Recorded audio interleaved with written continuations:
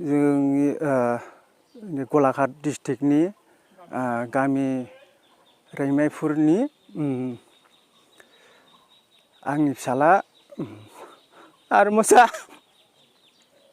मैया फुंनिफ्राय 7 बाजिनिफ्राय दंबा होननानै थांदोंमोन।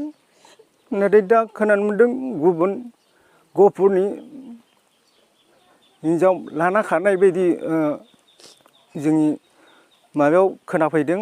दा बेनिखायनो आङो खावलायदों बे आरमर फिसाया जेरावखि थाया मानो न'आव गिदिंना फैफिननांगौ।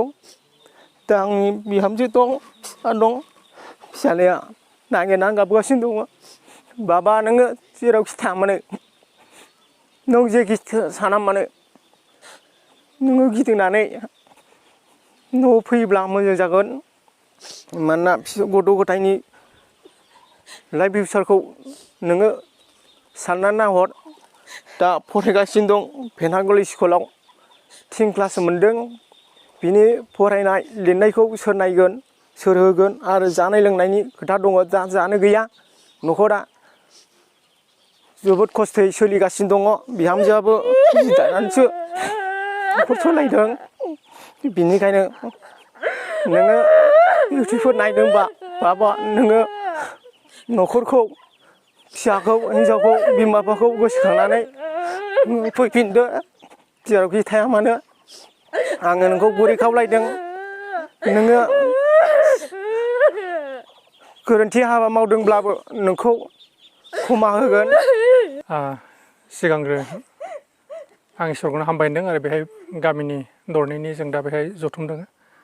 उद्देश्यआ जाहैबाय मोनसे दुखुनांथाव जे आरमस आं दा फंबायनिसिम खावलायो। मानो होनबा नोंथाङा सासे गियानि गुनि आरो समाज सेबक हिसाबै समाजनि खामानि मावग्रामोन नोङो आरो सिखाय दिखाय बेबायदि नोंहा दिनै दङ।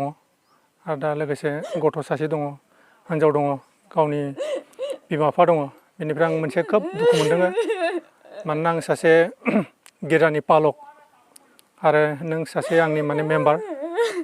सासे पालकखौ माने दुखु होनानै गोजान जायगायाव गुबुन हिन्जावजों थांनायखौ जों दा मोननो हादों। बेनिखायनो गुरै खावलायदों आरमस नोङो अननानै बे भुलफोरखौ दिनै नागारनानै नेवसिनानै पुनर गावनि न'आव फैफिनो आरो गावनि गथ' दङ गावनि हिन्जाव दङ गावनि बिमा बिफा दङ आरो गावनि बिब'फोर दङ।